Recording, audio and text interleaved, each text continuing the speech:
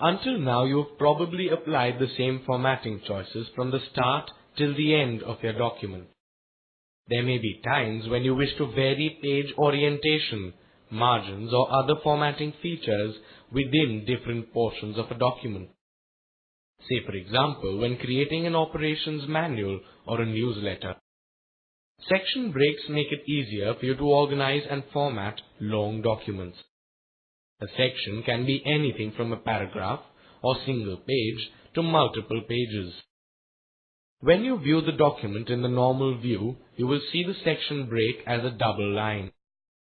Word allows you to break your document into different sections so that you can vary the page orientation, use portrait in some pages and landscape in others. Vary the page margins. Toggle the line numbering on and off. Vary the footnote appearance or numbering. Vary the appearance of headers and footers. And vary the format, position, or progression of page numbers. To insert a section break, you need to switch to normal view.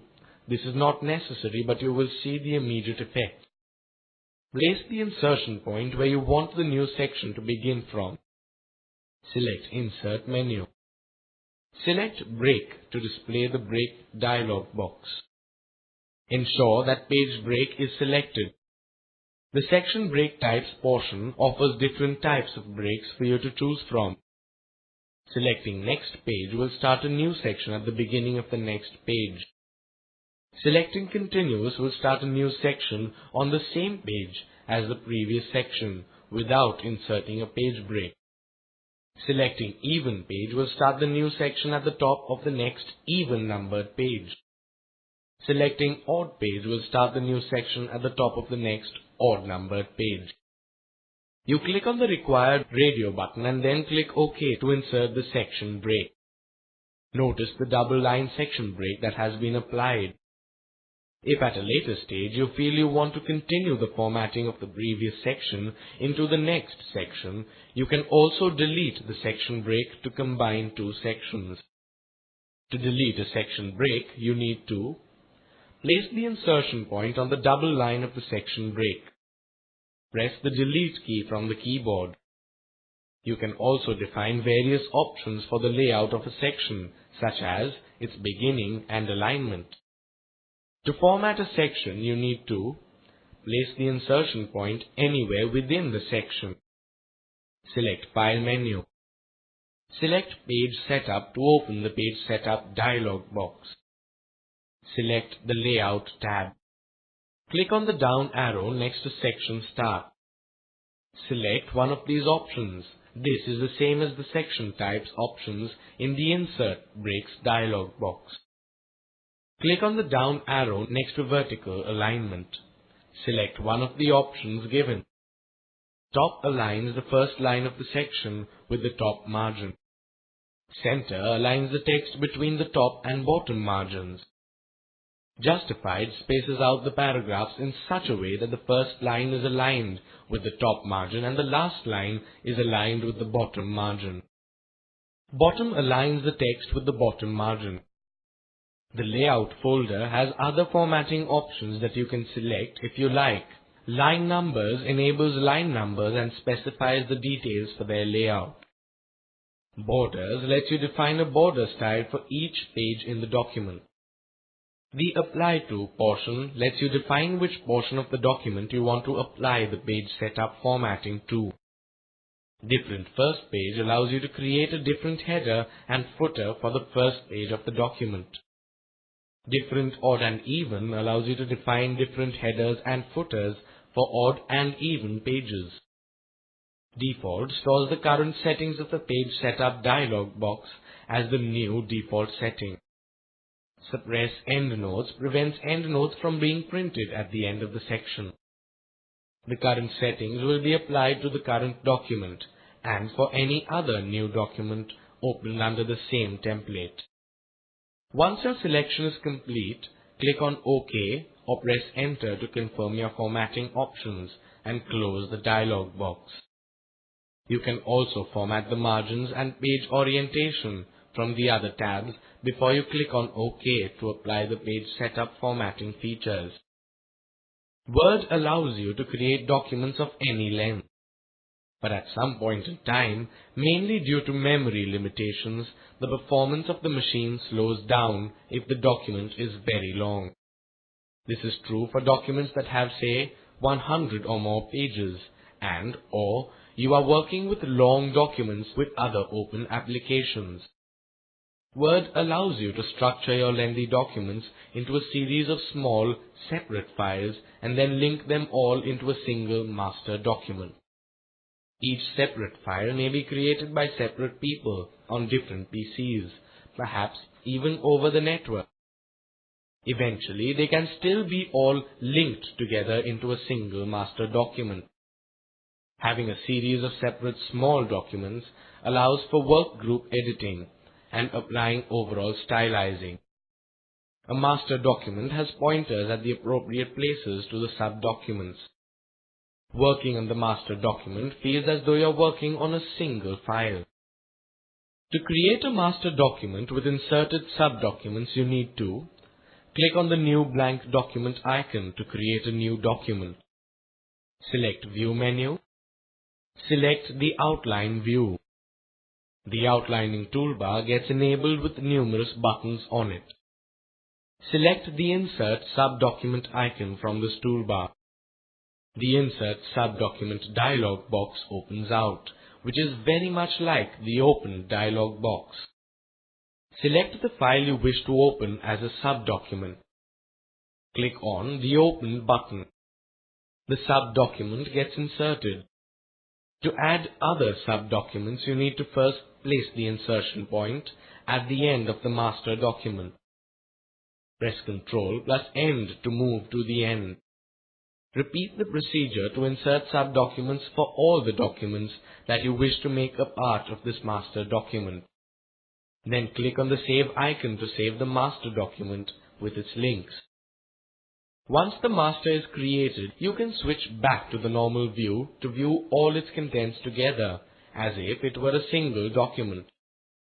The master document can be edited and printed like any ordinary Word document. Let us switch back to the outline view and get familiar with the other buttons on the outlining toolbar. This button collapses the sub-documents. This button creates sub-documents. This button removes sub-documents. This button inserts sub-documents. This button merges sub-documents. This button splits sub-documents. This button locks the document. Let us now learn how to create a master document for a new project. At the very first, it is wise to create a separate folder for the master and sub-documents. Once you have clicked on the new blank document icon to create a new document, you must then save it immediately in the new folder. This helps when Word assigns automatic names to the sub-documents you create, and managing related files in one folder becomes easier. After the new document is created and saved, you need to select View, Outline to switch to Outline View and enable the outlining toolbar. Create an outline of hierarchy of topics for the master document by applying the leveled heading styles. Your document could look something like this. Each heading with its points is intended to be a separate sub-document. Then select the heading name with the points that should constitute one sub-document. Click on the Create Sub-Document icon on the outlining toolbar. The heading name changes appearance and a small document icon appears to its left. Repeat selecting the heading with points for each subdivision that you wish to make into separate sub-documents. Click on Save to save the master document outline and its sub-document links. Word not only saves your master document, but also saves the sub-documents under auto-generated file names that it picks up from the headings. The sub-document names may not entirely match the heading name, but it will have enough of the characters to help you identify it. Now that the master document is created, you can delegate each subdocument to some person to write on. If later on you feel you wish to add an existing document to the master, you can do so by using the Insert Subdocument icon.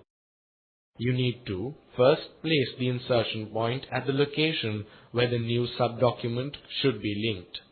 Click on the Insert Subdocument icon on the outlining toolbar.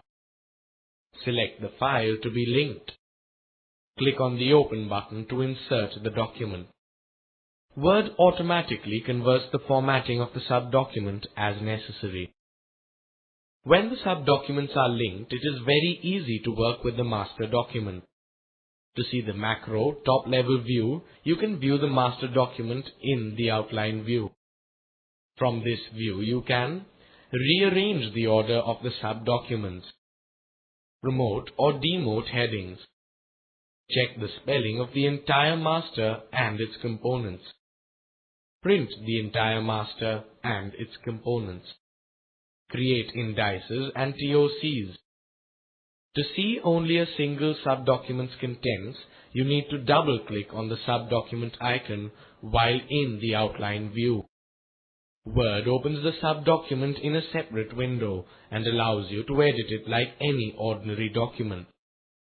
When you have saved and closed the subdocument, Word returns you to the main document window.